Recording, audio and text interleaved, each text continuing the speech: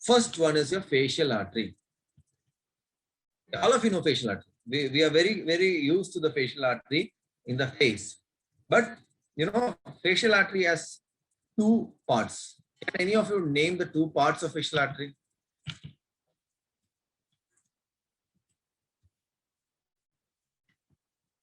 Yes, cervical and cervical part. What does cervical part means? Now all of you will know what cervical means. Cervical means which part?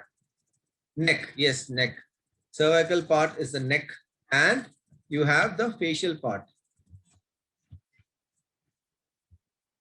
So facial part is the one which we are all familiar with. Okay.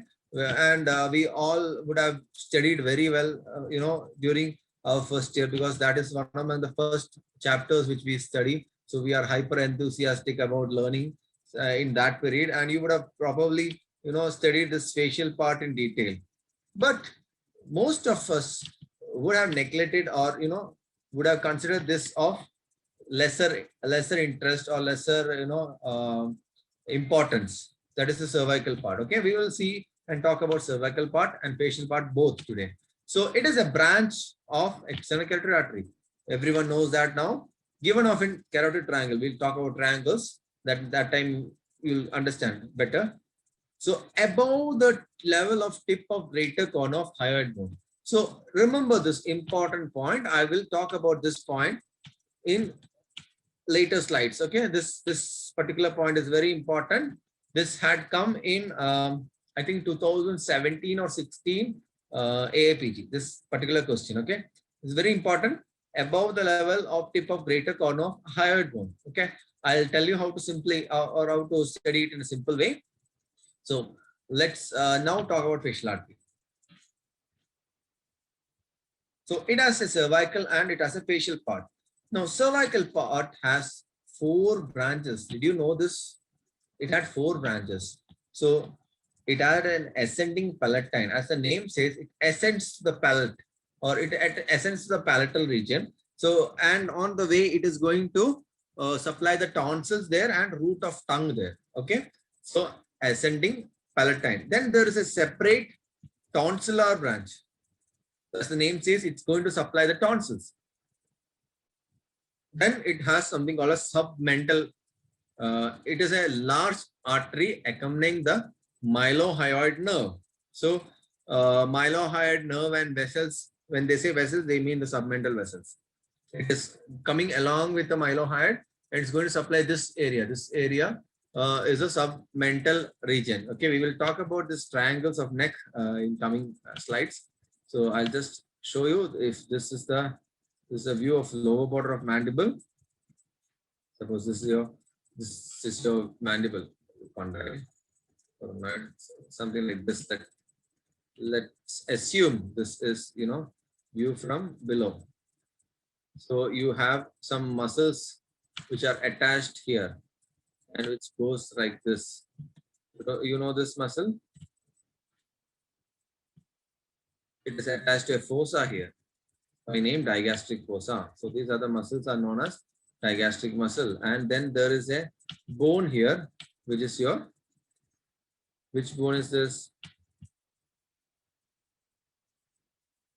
Hyoid bone. So the area between this hyoid and the mandible within the boundaries of this digastric muscle is known as, or is known by the name submental triangle. So your submental artery comes somewhere like this, and it is going to supply in this region. So from both areas, it is going to supply this region. So it's an artery which is going to supply the structures within the submental area. Okay, so that is one of the 4 branches. And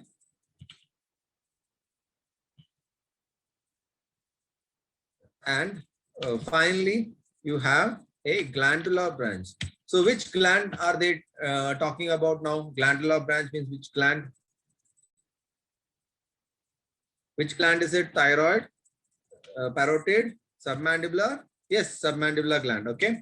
So you remember in submandibular gland picture, I had shown you that facial nerve is very close and it is located in the lateral aspect. So there it gives a branch to the the submandibular gland as well.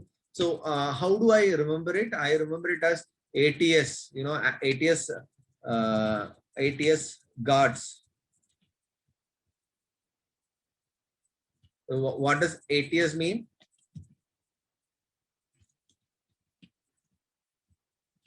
So I remember it as like that. Anti-terror squad guards us.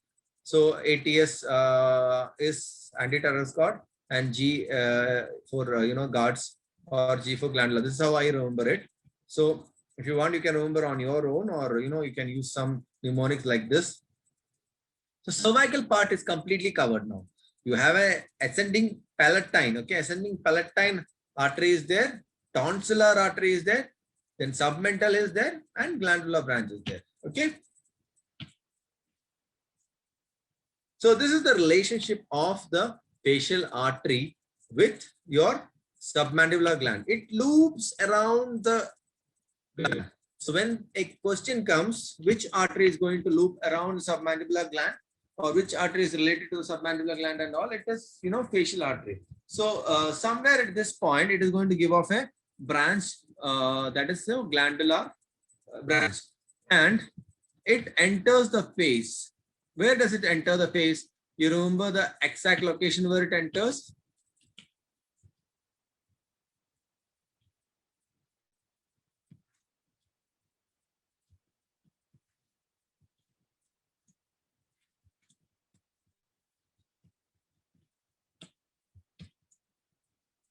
So it enters the face at the anteroinferior border of the masseter muscle. So you clench your mouth, you can feel the masseter, and in the anterior inferior border, you can palpate for the facial artery. So that area you can palpate, and it is at that area it is palpated, and it is sometimes known as anesthetist artery. Why? Because anesthetist usually works near to the head end of the patient. So when they need to check pulse, or they need to, now there are a lot of equipments to check pulse and all, but earlier days they used to manually do it. So they can actually check the artery, the facial artery beating, or your superficial temporal artery. So that's why it is known as anesthetist artery. So it can be felt at the anterior inferior border of masseter muscle. Excuse my spellings. Okay. So that point which I was mentioning is this region. Okay, you have your masseter muscle which runs in this region. So it is going to run from the zygomatic arch region to the mandibular angle. So it is something like this, isn't it? Your what muscle is it known as? Masseter muscle is going to run like this, and rest of structures will be more medial to the parotid gland, and all will be more medial to the, or sorry, the anterior part, the parotid duct and all will be more medial to the masseter muscle.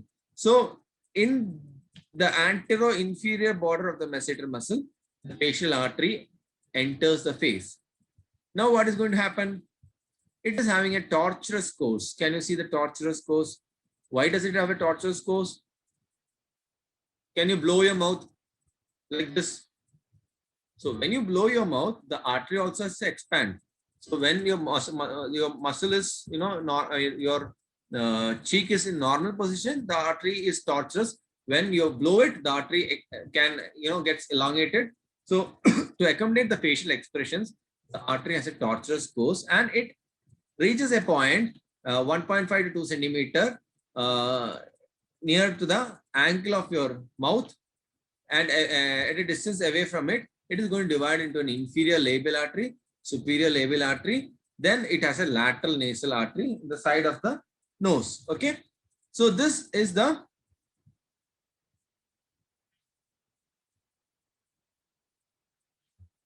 what I am marking is the course of facial artery in the face.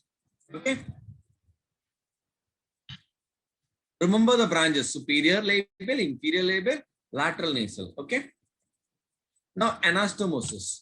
So what do you mean by anastomosis? So one end artery is going to join another artery end to end. It is anastomosis. So this artery, this side artery is going to join another artery and both of them are joining, and that place is known as anastomosis. So here there is an anastomosis which takes place in the medial angle of eye. Terminal branches of facial artery with branches of ophthalmic artery. So ophthalmic artery, you remember this name? Two questions I have you. Ophthalmic artery is a branch of which part of internal carotid artery? Which part of internal carotid artery? Cerebral part. Second question is, it exits the cranium through which foramen or which structure? Ophthalmic artery comes optic canal. Good. So next question is, which among the following options is an site where anastomosis of external internal carotid artery takes place? So if such question comes, it will be the terminal branches of facial artery with the branches of ophthalmic artery. Okay.